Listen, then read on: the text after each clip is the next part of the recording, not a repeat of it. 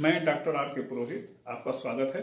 आज अंतर्राष्ट्रीय राजनीति के अंतर्गत नए सिद्धांत या नए चैप्टर पर विचार करते हैं। उसका शीर्षक है शीत युद्ध।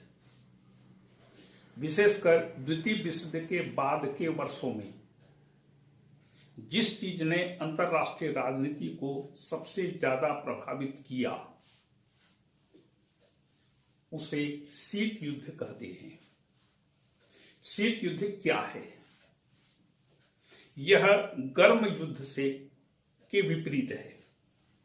गर्म युद्ध जो युद्ध अस्त्र शस्त्रों से लड़ा जाता है, वास्तविक लड़ाई जहां पर होती है उसको युद्ध या गर्म युद्ध कहते हैं।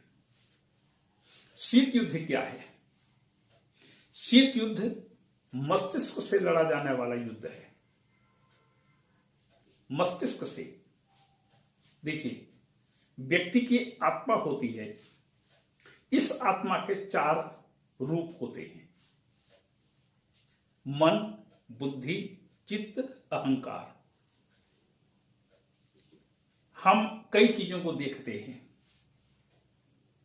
सूंघते हैं, अनुभव करते हैं। मन बहुत चंचल होता है। अभी यहां है, पलक झपकते हम न्यूयॉर्क पहुंच जाते हैं, स्विट्जरलैंड पहुंच जाते हैं। अच्छी से अच्छी चीज सोचते हैं, गलत से गलत चीज हमें सोचते हैं। मन में कई प्रकार के विचार आते रहते हैं।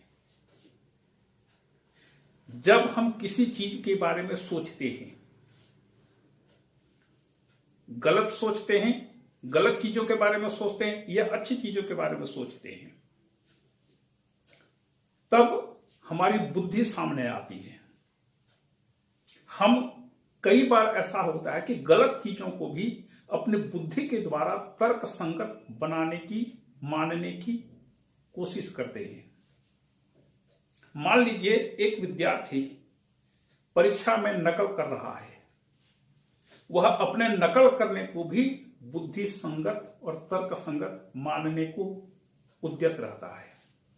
तो ये होगी बुद्धि। जब गलत चीजों को आप तर्क संगत घोषित करते हैं, जब उसको सही सिद्ध करने की कोशिश करते हैं, तो उसमें फिर आता है चित्त। इस विषय में आपके संस्कार क्या हैं? आप किस वातावरण में रहे हैं, किस वातावरण में आपने परीक्षा की तैयारी की है और किस प्रकार के लोगों के साथ आपका याराना है। चित्त। 3 चीजें हो गई। और फिर आता है अंतिम में अहंकार। जब तक आप उसको बुद्धि के द्वारा तर्क संगत सिद्ध नहीं करेंगे, तब तक आप आगे नहीं बढ़ सकते। कई बार कई घटनाएं हमारे दिमाग में घूमती रहती हैं। यदि हम उस प्रवृत्ति के अनुरूप नहीं हैं, तो हमारी बुद्धि हमको रोकती है कि वह चीज गलत है। लेकिन यदि मान लीजिए हम उसी प्रकृति के हैं, हमारी प्रवृत्ति ही ऐसी है, तो फिर बुद्धि उसको सही साबित करने की कोशिश करती है। तो यह जो शीत युद्ध है, यह मानव मस्तिष्क में लड़ा जाने वाला युद्ध है, दिमाग से लड़ने वाला युद्ध है। इसके लिए पंडित नेहरू कहते हैं इसे यह स्नायु युद्ध है।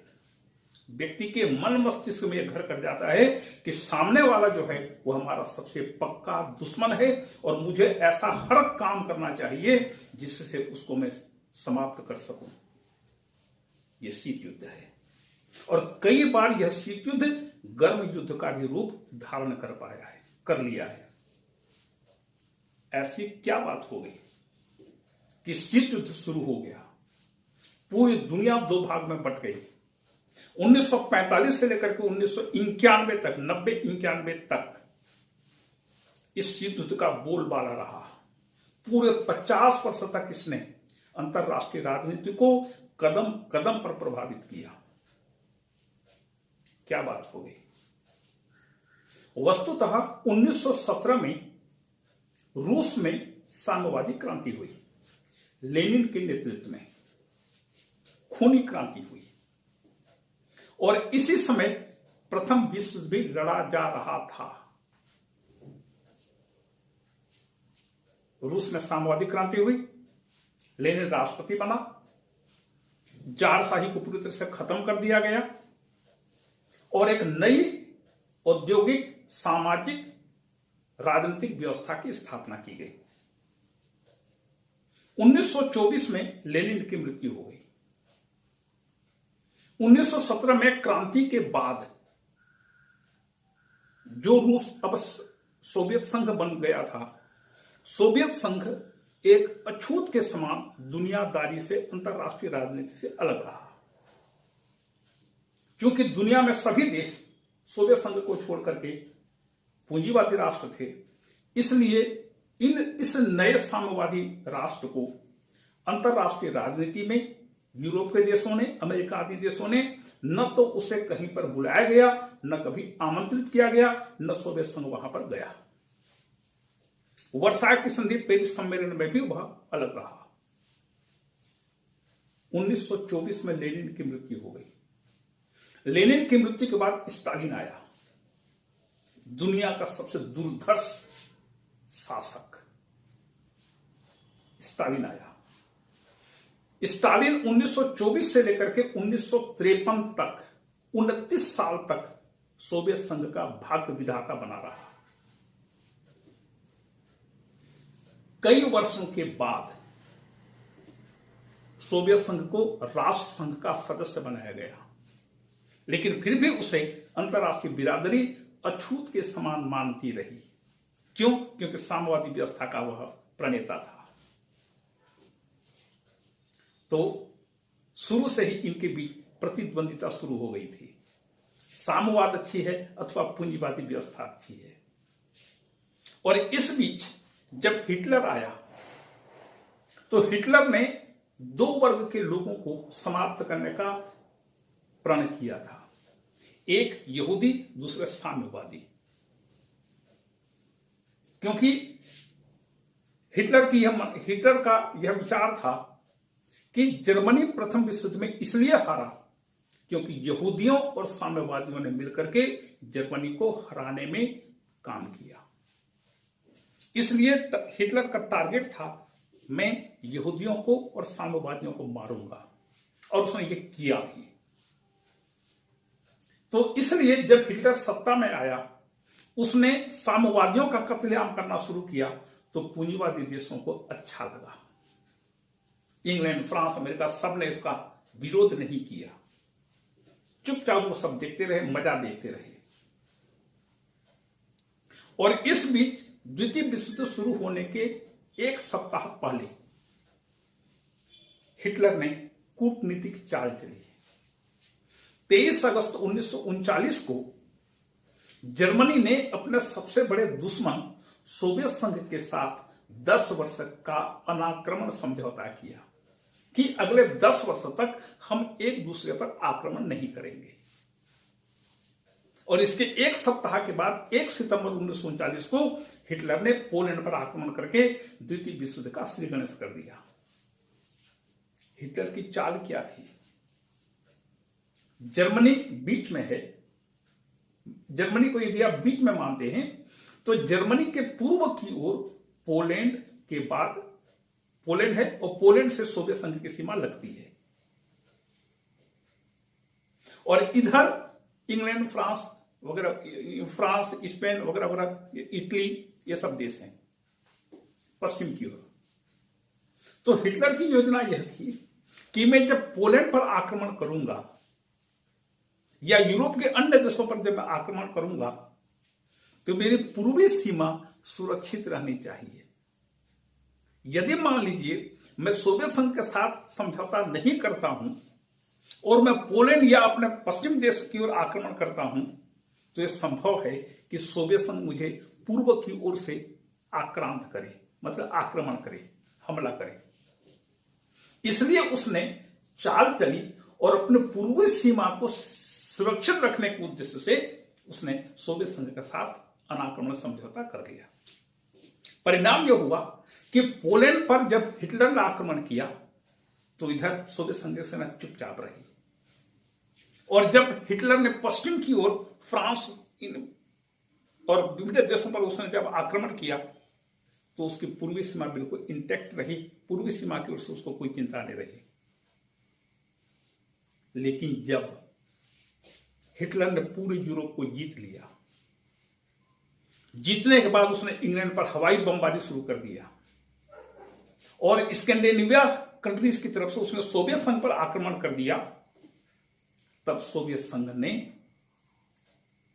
अनाक्रमण समझौता को रद्द किया और रद्द करने के बाद उसने इंग्लैंड, फ्रांस, अमेरिका आदि मित्र राष्ट्रों के साथ जर्मनी को परास्त करने के लिए संधि की। तो द्वितीय विश्व युद्ध के पहले और द्वितीय विश्व युद्ध के दरमियान इन दोनों के बीच एक बहुत बड़ी दरार पड़ चुकी थी। सोवियत संघ यह सोचता था कि जितने भी पश्चिमी देश हैं, जितने भी पूंजीवादी राष्ट्र हैं, ये सब साम्यवादी व्यवस्था को कुचलने पर तुले हुए हैं।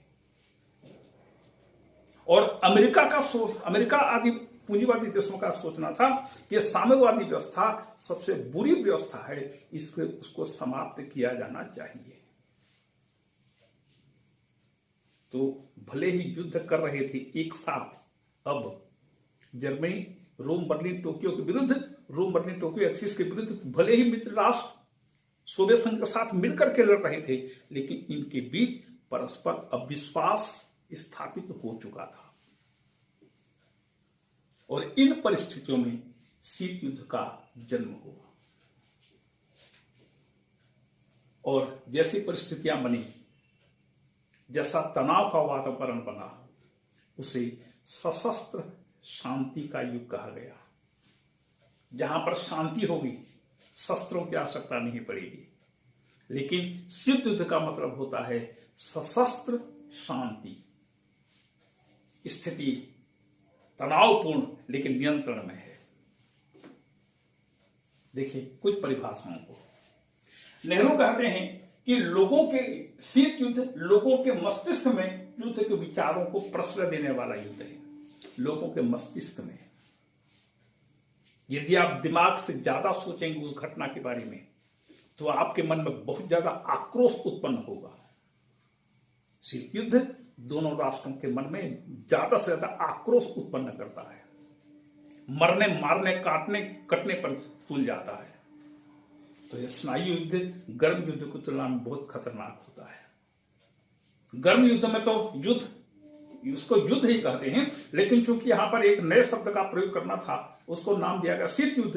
तो एक को नाम दिया गया गर्म युद्ध, दूसरे को नाम दिया गया शीत युद्ध। तो जो युद्ध होता है, युद्ध में वह मनुष्यता केवल सामने वाले की मृत्यु तक सीमित हो जाती है। यदि आपने गोली चलाया, सैनिकों से कहा गोली चलाओ, सैनिकों ने गोली चलाया, सामने वाले को मार दिया, मारने के बाद उसके प्रति और दुश्मनी का भाव नहीं रहता। मरने के बाद क्या दुश्मनी। लेकिन यह जो शीत युद्ध है, मन मस्तिष्क को प्रभावित करता है। आप मनसा वाचा कर्मणा उसको समाप्त करने पर तुले रहते हैं। आपका हर विचार, आपके मुंह से निकलने वाला हर शब्द इसी से ओतप्रोत रहता है कि मैं कौन सा काम करूं जिससे उसका अनिष्ट हो, उसकी हानि हो, उसको नुकसान पहुंचे, उसको समाप्त किया जा सके। और केपीएस मेनन कहते हैं, ये मेनन के बारे में थोड़ा सा आपको शंका हो सकती है। 3 मेनन के बारे में इस संदर्भ में मैं आपको बताता हूं। एक थे कृष्ण मेनन, जो भारत के रक्षा मंत्री थे पंडित नेहरू के शासनकाल में। और 1962 का जब युद्ध हुआ चीन के साथ, उसमें उनकी तैयारी इतनी बेकार रही और उनका सैनिक अधिकारियों, उच्च अधिकारियों के प्रति जो उनका व्यवहार था, उस व्यवहार के चलते और भारतीय सेना के पराजय के चलते पंडित नेहरू को कृष्ण मेनन से त्याग पत्र लेना पड़ा। तो कृष्ण मेनन थे रक्षा मंत्री। और कृष्ण मेनन के बारे में एक चीज बताऊं कि कृष्ण मेनन ने कश्मीर की समस्या पर सिक्योरिटी काउंसिल में 7.5 घंटा भाषण दिया था। अभी तक का रिकॉर्ड है, 7.5 घंटा तक कश्मीर समस्या पर उन्होंने भाषण दिया था। तो ये कृष्ण मेनन। दूसरे थे वीपी मेनन। वीपी मेनन सरदार वल्लभ भाई पटेल के सचिव थे, मतलब गृह सचिव थे। इनके बारे में छोटी सी घटना आपको बताता हूं। जब सरदार पटेल गृह मंत्री बने तो उस समय भी ये गृह मंत्रालय में थे वीपी मेनन। तो सरदार पटेल ने कहा, मेनन मैं तुमको नहीं रखूंगा क्योंकि तुमने भारत के विभाजन की शुरुआत की थी, या तुम्हारा रवैया भारत के विरोध में रहा है, इसलिए मैं तुमको अपना गृह सचिव नहीं बनाऊंगा। वीपी मेनन ने कहा, सर मैं उसमें अंग्रेजों का मुलाजिम था, आज मैं भारत सरकार का मुलाजिम हूं। वह भारत सरकार जो स्वतंत्र हो चुका है, वह भारत राष्ट्र जो आज स्वतंत्र है, इसलिए आपको बोलने का कभी मौका नहीं दूंगा। वीपी मेनन की बातों से सरदार पटेल आश्वस्त हुए और उन्होंने जो पूरे भारत के एकीकरण का काम किया, उसके हर कदम पर वीपी मेनन का सहयोग रहा। वीपी मेनन की भूमिका भी भारत के एकीकरण में कम नहीं थी। और तीसरे मेनन थे केपीएस मेनन। केपीएस मेनन भारत के विदेश सचिव थे। तो केपीएस मेनन कहते हैं कि शीत युद्ध जैसा कि विश्व ने अनुभव किया है, यह दो विचारधाराओं, दो पद्धतियों, दो गुटों, दो राज्यों, और जब यह अपनी चरम सीमा पर था तो यह दो व्यक्तियों के बीच युद्ध था, सुदृढ़ संघर्ष था। दो विचारधाराएं, साम्यवादी, पूंजीवादी, दो पद्धतियों, एक लोकतंत्र, दूसरा जनवादी लोकतंत्र। जनवादी लोकतंत्र मतलब साम्यवाद। तो एक लोकतंत्र, दूसरा जनवादी जनतंत्र। दो गुटों, पूंजीवादी गुट, साम्यवादी गुट। दो राज्यों, सोवियत संघ, संयुक्त राज्य अमेरिका। और जब अपनी चरम स्थिति में था, दो व्यक्तियों के बीच, दो व्यक्ति थे, जॉन फास्टर डलेस, अमेरिका का विदेश सचिव, और दूसरा व्यक्ति था स्टालिन के मध्य सुदृढ़ संघर्ष था। बिल्कुल स्पष्ट बात। और फ्लेमिंग कहता है, शीत युद्ध वह युद्ध है जो युद्ध क्षेत्र में नहीं वरन मानव मस्तिष्क से लड़ा जाता है। मानव मस्तिष्क बहुत खतरनाक चीज है। वही चीज है, मान लीजिए कोई व्यक्ति ने आपको कोई बात कह दी, वही चीज आपके दिमाग में घूमती रहती है, आपके मन में कितना आक्रोश उत्पन्न होता है, जरा सोचिएगा। शीत युद्ध में भी दोनों राष्ट्रों के लोगों के मन मस्तिष्क में यही आक्रोश उत्पन्न होता है। आपको एक चीज और बताऊं, यहां पर अमेरिका में साम्यवाद और समाज शब्द के प्रति ऐसी एलर्जी वहां के लोगों को हो गई थी कि उन्होंने सामाजिक विज्ञान को नया नाम दिया, क्योंकि सामाजिक शब्द में भी समाज आता है, और उसको नाम दिया व्यवहारवादी विज्ञान या व्यावहारिक विज्ञान, बिहेवियरल साइंस। चीज वही है, मनुष्य के व्यवहार का अध्ययन करना। समाज शास्त्र भी मनुष्य के व्यवहार का अध्ययन करता है और उसको, लेकिन चूंकि समाज शब्द है, अमेरिकन पूंजीपतियों को एलर्जी थी समाज शब्द से, इसलिए उन्होंने एक नया शब्द कहा, उसका नाम दिया गया व्यवहारवादी विज्ञान, बिहेवियरल साइंस। ये मानव मस्तिष्क से लड़ा जाने वाला युद्ध है, और जो दूसरे के विचारों पर नियंत्रण स्थापित करने का प्रयास करता है। दूसरों को विचारों पर नियंत्रण मतलब कि हम यदि पूंजीवादी हैं, हमारी प्रवृत्ति यदि पूंजीवादी है, तो हम पूंजीवाद का हर कदम पर, हर जगह पर साथ देंगे, और यदि साम्यवाद है तो साम्यवाद का हम हर कदम पर विरोध करेंगे।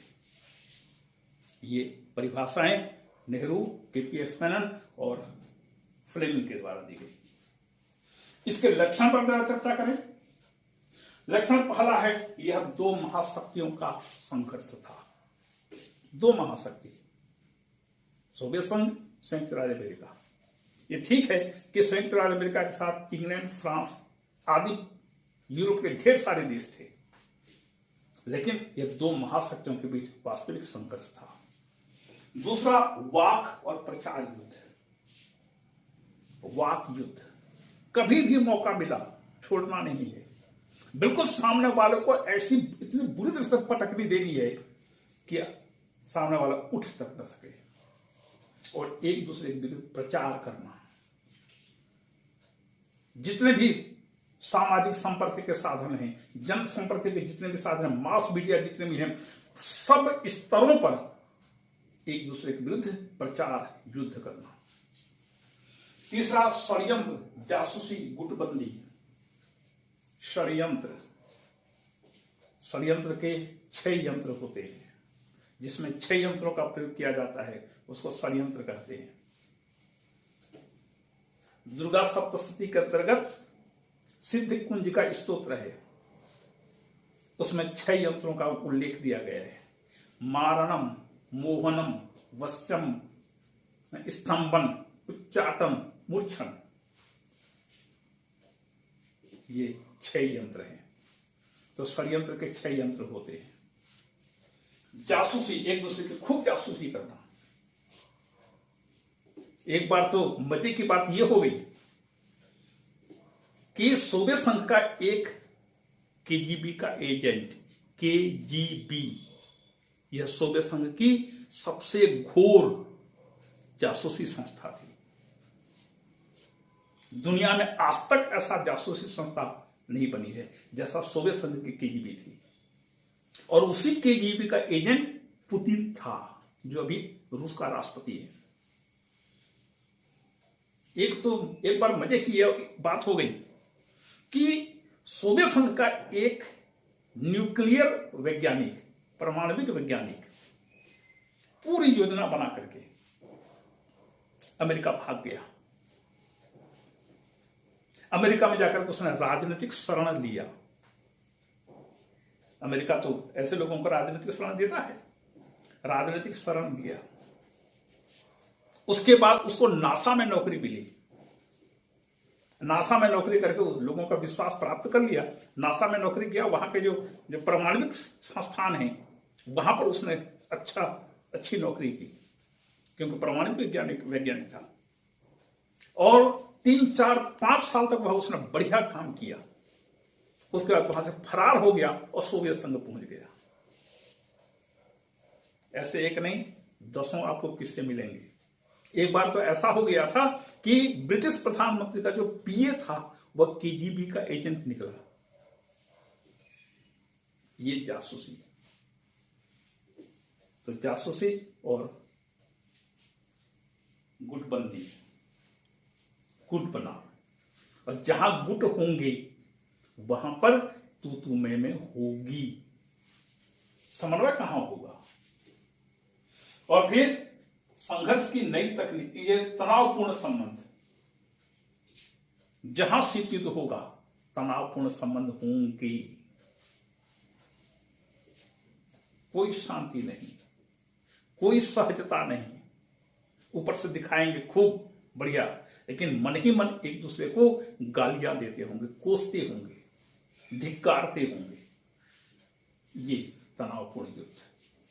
फिर संघर्ष की नई तकनीक, इसे संघर्ष की एक नई तकनीक कहा गया। क्यों?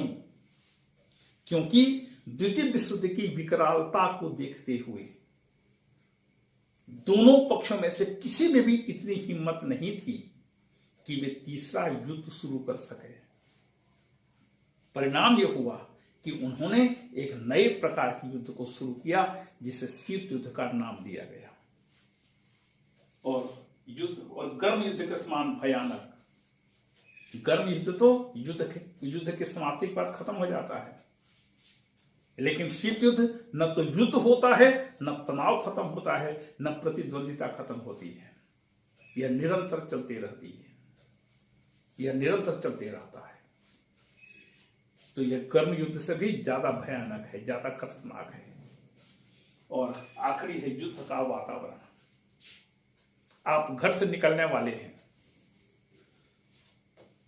पानी बिल्कुल बरसात, हल्की भुरभुरी पानी बरस रहा है, न तो आप रेनकोट पहन सकते हैं, न बिना पहने आप घर के बाहर निकल सकते हैं। युद्ध की स्थिति बनाए रखना, यही पाकिस्तान की विदेश नीति है। क्योंकि पाकिस्तान देख चुका है पिछले युद्धों में भारत को हरा नहीं सकता, तो पाकिस्तान ने यह नीति बनाई, युद्ध मत करो, युद्ध की स्थिति बनाए रखो। तो न तो आप बिना रेनकोट के घर के बाहर निकल सकते हैं, न रेनकोट पहन के निकल सकते हैं। ये युद्ध की स्थिति बनाए रखने का वातावरण ये बताता है, ये इसके लक्षण हैं। अब देखें शीत युद्ध प्रारंभ कब हुआ, किन परिस्थितियों में हुआ और इसके कारण क्या थे। द्वितीय विश्व युद्ध के बाद की परिस्थिति, तो दोनों महाशक्तियों में इतनी क्षमता नहीं थी, इतनी हिम्मत नहीं थी। क्षमता तो थी लेकिन इतनी हिम्मत नहीं थी कि वे एक नया युद्ध शुरू करें। चलो एक बार हो जाए, लड़ कट कर मर जाओ, नहीं, ये इतनी हिम्मत नहीं थी। और ऊपर से अमेरिका तो परमाणु बम का भी आविष्कार कर चुका था और वो दिखा चुका था दुनिया को, मेरे पास है और दुनिया में तुम लोगों के पास किसी के पास नहीं है। तो इन परिस्थितियों में शीत युद्ध का जन्म हुआ। देखें कौन कौन से कारण थे शीत युद्ध के शुरू होने के। पहला ऐतिहासिक तथ्य, ऐतिहासिक तथ्य यह था कि जब से सोवियत संघ में साम्यवादी शासन की स्थापना हुई, तब से लेकर के आज तक, मतलब उस समय तक निरंतर वह दुनिया की उपेक्षा का शिकार रहा। दुनिया वाले उससे न केवल उसको उपेक्षा की दृष्टि से देखते थे, अपितु उसके साथ अछूत के समान व्यवहार करते थे। उसे किसी भी अंतरराष्ट्रीय सम्मेलन में नहीं बुलाया जाता था, उसके साथ ढंग से कोई राष्ट्र दो बातें भी नहीं करता था। और दुनिया के सब राष्ट्र जो कि पूंजीपति थे यही सोचते थे कि साम्यवादी व्यवस्था खत्म हो जाए तो बला टले। ये जो अविश्वास का भाव था सोवियत संघ के प्रति, इस अविश्वास के भाव ने शीत युद्ध को शुरू किया।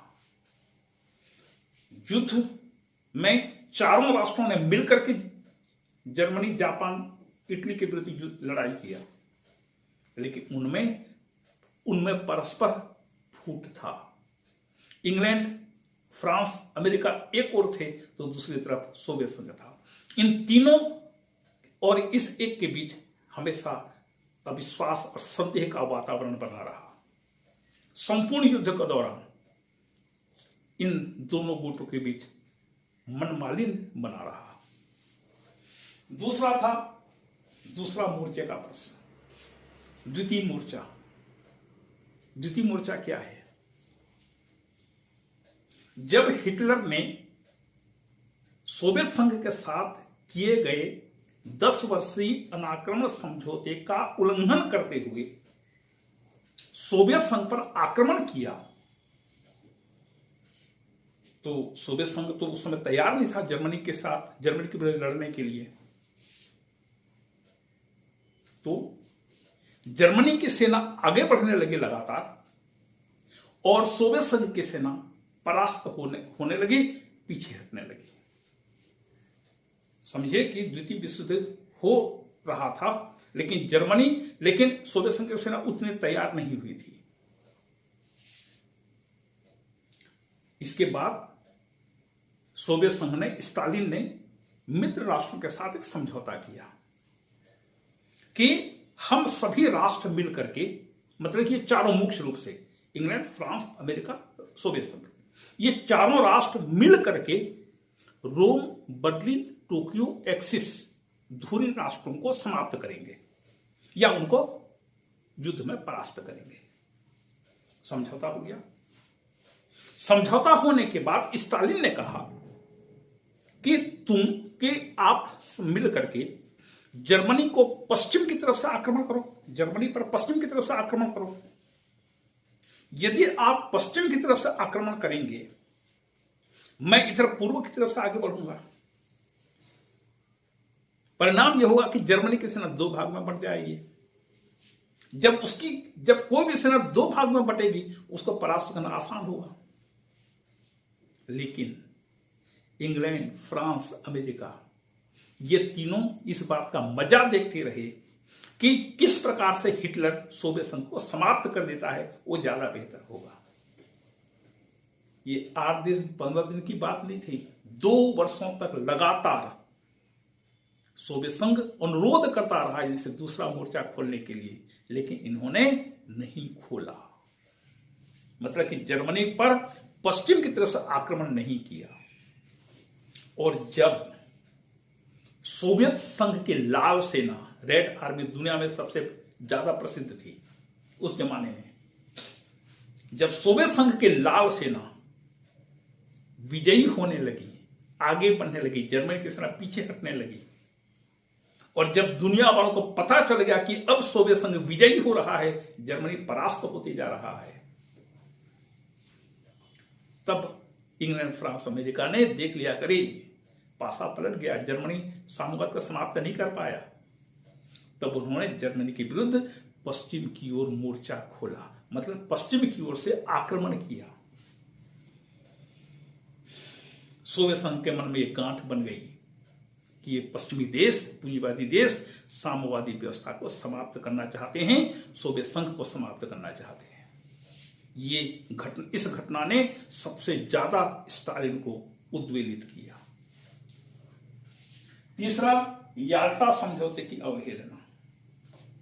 इन चारों राष्ट्रों के बीच याल्टा में एक समझौता हुआ, और उस समझौते में यह तय हुआ कि जिन देशों को जर्मनी से मुक्त किया जाएगा वहां पर प्रजातांत्रिक सरकार की हम स्थापना करेंगे।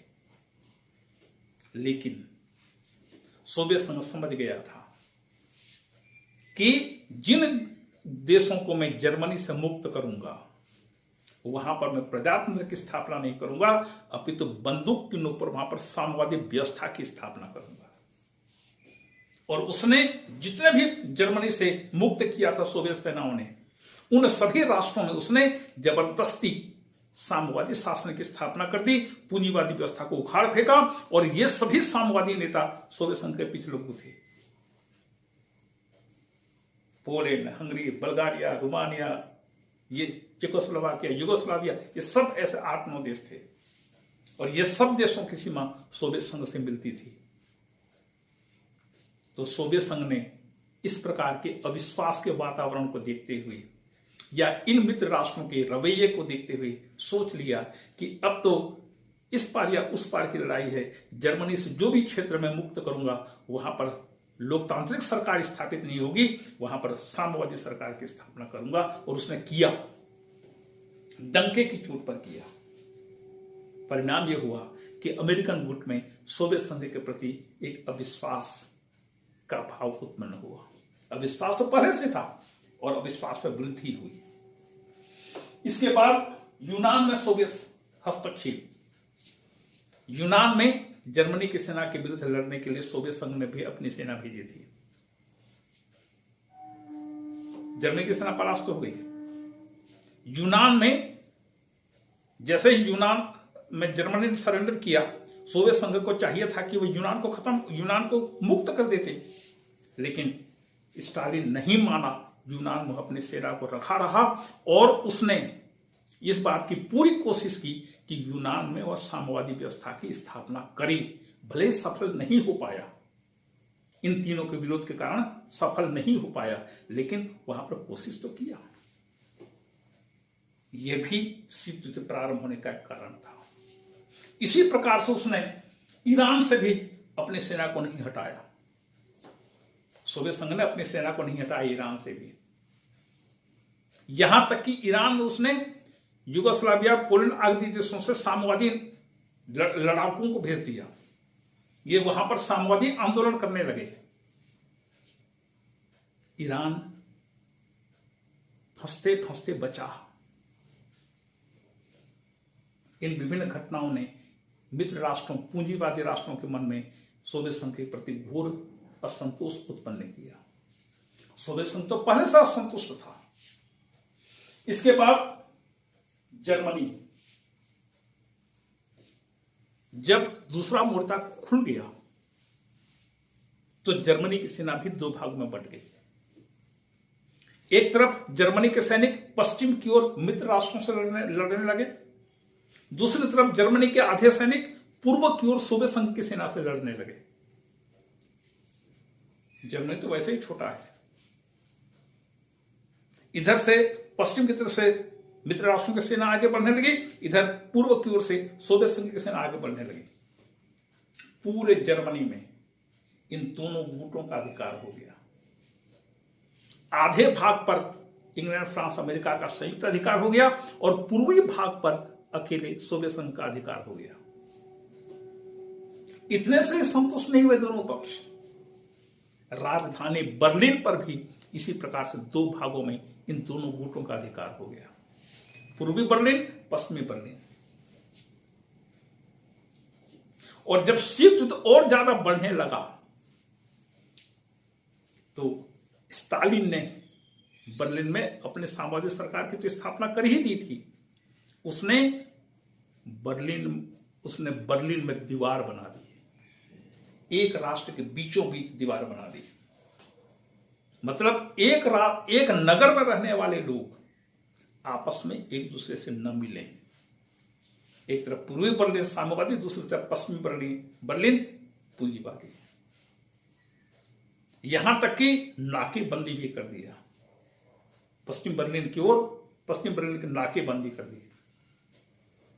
बर्लिन की दीवार, यही है बर्लिन की दीवार। स्टालिन के द्वारा किया गया काम था कि एक ही नगर में रहने वाले, कई बार ऐसा होता है कि एक ही परिवार के दो लोग, एक ही परिवार के दो सदस्य, एक इस ओर रहता है, दूसरा दूसरे जगह घर बनाकर रहता है और बीच में दीवार, ताकि एक परिवार के लोग भी आपस में न मिल सके। ये ऐसा भी काम स्टालिन ने किया था और अविश्वास, संदेह इतना ज्यादा बढ़ गया था। तो बर्लिन की नाकेबंदी, बर्लिन की नाकेबंदी और इस प्रकार के व्यवहार ने और दीवार बनाने ने शीत युद्ध को और बढ़ाया। फिर वीटो का मनमाना प्रयोग। अब वीटो है तो सोवियत संघ तो प्रयोग करेगा ही। पूरी दुनिया दो भाग में बट गई। दुनिया के सब देश एक एक करके किसी किसी गुट में सम्मिलित होने लगे। जो बचे ये सब गुट निरपेक्ष आंदोलन में सम्मिलित हो गए। एक तरफ सोवियत संघ अकेला, दूसरी तरफ अमेरिकन गुट, सैकड़ों की संख्या में राष्ट्रों की संख्या। जिसके भी प्रस्ताव को सोवियत संघ ने गलत समझा या कोई चाल समझा, सोवियत संघ ने सिक्योरिटी काउंसिल में वीटो का प्रयोग किया और खुल करके किया। मनमाना किया उसने, बिल्कुल किया, क्योंकि राष्ट्र का सबसे पहले लक्ष्य होता है राष्ट्रीय हित को पूरा करना, और उसने अपने साम्यवादी हितों की रक्षा के लिए वीटो का प्रयोग किया। भले ही मित्र राष्ट्रों ने या पूंजीवादी राष्ट्रों ने कहा कि मनमाना प्रयोग कर रहा है, सोवियत संघ स्टालिन बोलता रहा, बोलने दो उनको, हम वीटो का प्रयोग करेंगे, हमारे पास ये पावर है। और इस प्रकार से स्टालिन ने पूंजीवादी राष्ट्रों के मंसूबे को पूरा होने नहीं दिया। इसके बाद अणु बम का आविष्कार। संयुक्त राज्य अमेरिका ने द्वितीय विश्व युद्ध में परमाणु बम का प्रयोग किया।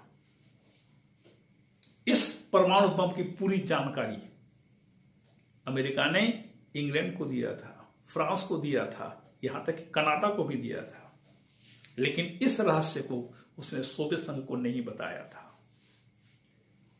परिणाम यह हुआ कि जब अमेरिका ने हिरोशिमा और नागासाकी में परमाणु बम गिराया तो स्टालिन के मन में संदेह हुआ कि ये जो अमेरिका है कल को सोवियत संघ पर भी परमाणु बम गिरा सकता है। अविश्वास, शक, जहां शक होता है, जहां संदेह होता है, वहां पर संबंध नहीं बन सकते। फिर साम्यवाद विरोधी प्रचार। अमेरिका में साम्यवाद विरोधी प्रचार हो रहा था, तो साम्यवादी देशों में पूंजीवाद विरोधी प्रचार हो रहा था। एक नागनाथ, दूसरा सांपनाथ, दोनों किसी से कम नहीं। अमेरिका में साम्यवाद के विरुद्ध एक ऐसा वातावरण बन गया था कि सीनेट में कोई भी प्रस्ताव हो, साम्यवाद के विरोध के नाम पर आप कुछ भी उनसे स्वीकृति ले लीजिए। यही स्थिति तो विल्सन की थी। जब वुडरो विल्सन पेरिस के शांति सम्मेलन में भाग लेने पहुंचा तो उसके सबसे मुख्य योजना थी एक राष्ट्र संघ की स्थापना की, और राष्ट्र संघ की स्थापना को अपना समर्थन देकर के दुनिया वाले जो चाहें वो विल्सन देने को तैयार था। और इंग्लैंड फ्रांस ने भी जर्मनी का भरपूर शोषण किया, पूरी बर्बाद कर दिया, केवल एक शर्त पर कि राष्ट्र संघ को समर्थन देंगे। तो यहां पर सीनेट की भी यह स्थिति हो गई थी, आप साम्यवाद के विरोध पर कुछ भी करवा लीजिए। और साम्यवाद तो वैसा ही था, पूंजीवाद का सबसे बड़ा दुश्मन, सबसे बड़ा प्रतिद्वंदी। फिर फुलटन भाषण। विंस्टन चर्चिल 1946 में अमेरिका गया हुआ था। उसने मार्च 1946 में फुलटन में भाषण देते हुए कहा, हमें तानाशाही की एक स्वरूप के स्थान पर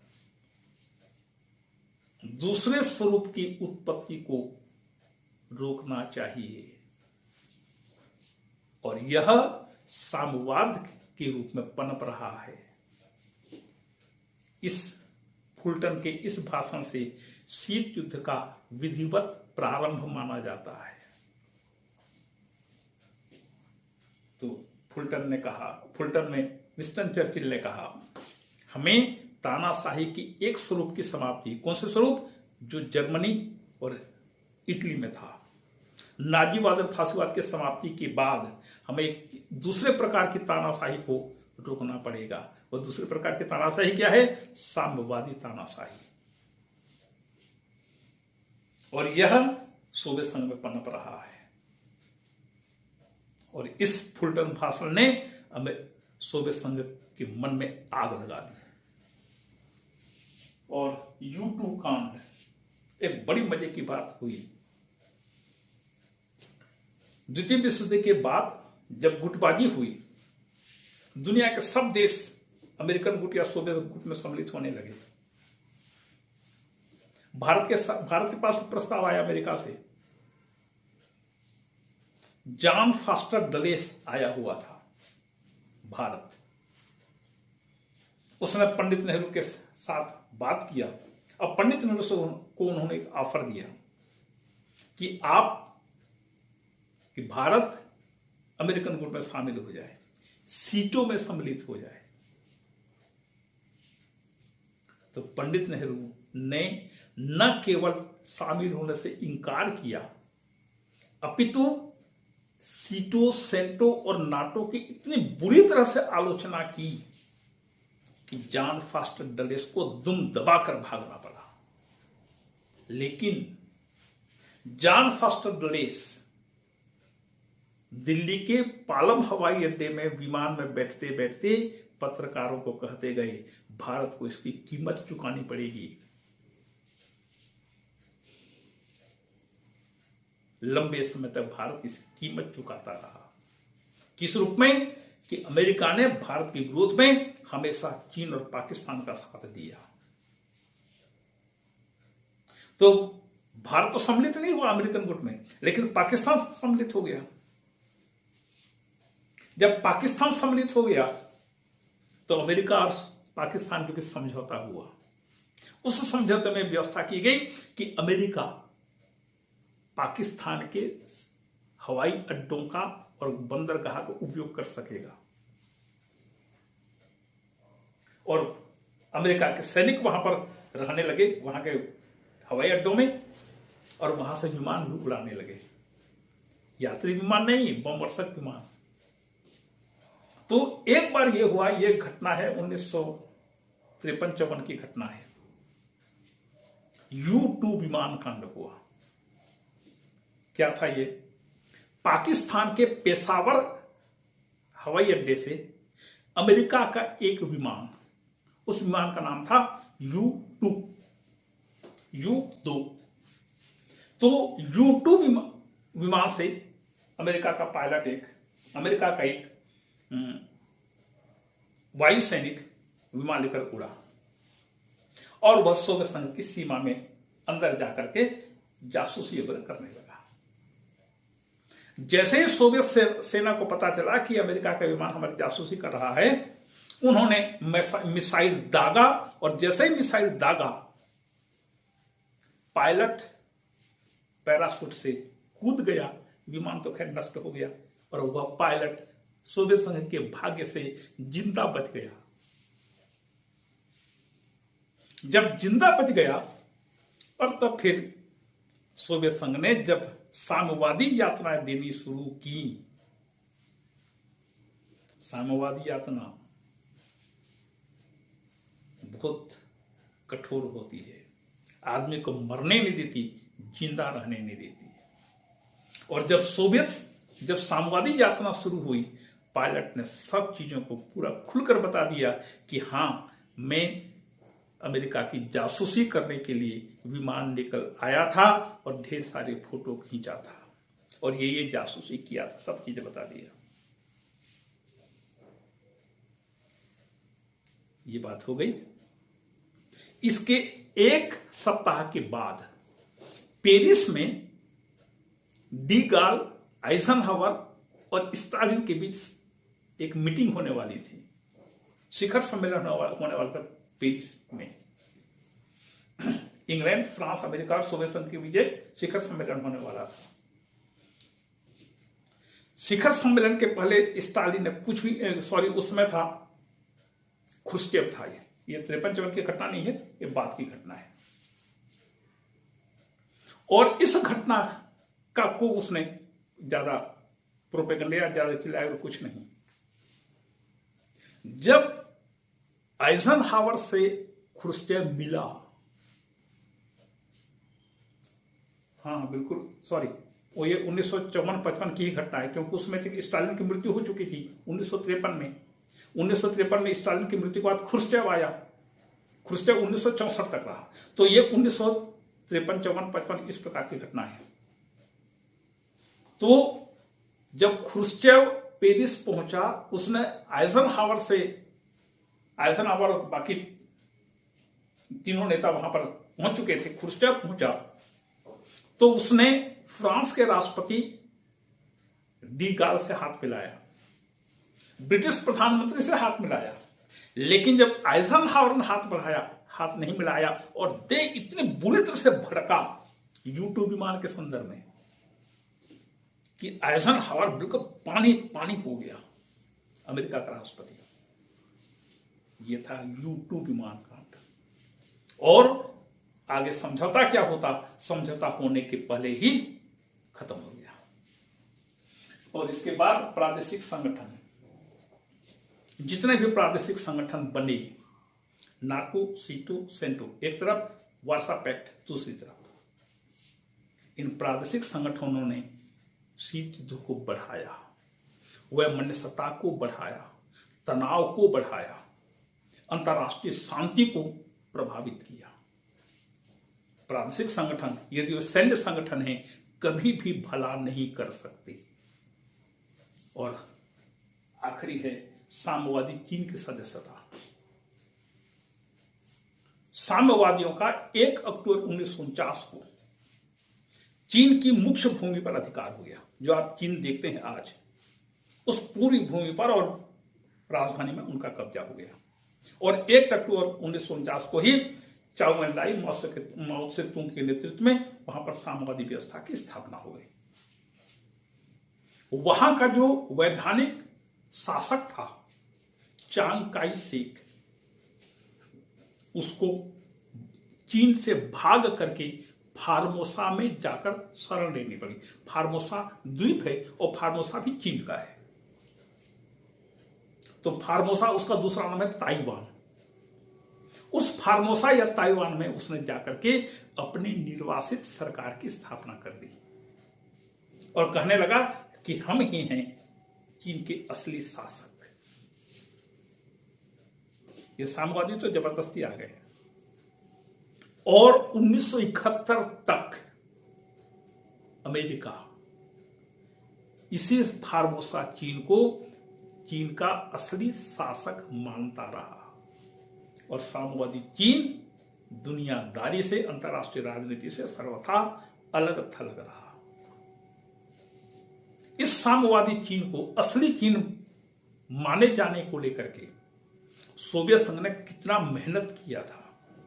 यहां तक कि कोरिया युद्ध के समय सोवियत संघ चीन के पक्ष में यूनाइटेड नेशंस का बहिष्कार भी कर रहा था। लेकिन इस घटना ने कि चीन, साम्यवादी चीन को जब यूनाइटेड नेशंस का सदस्य नहीं बनाया गया, क्योंकि अमेरिका जब तक उसको मान्यता नहीं देगा तब तक अमेरिका साम्यवादी चीन का विरोध करता रहेगा, और जब तक अमेरिका की सहमति नहीं होगी साम्यवादी चीन यूनाइटेड नेशंस का सदस्य बन ही नहीं सकता।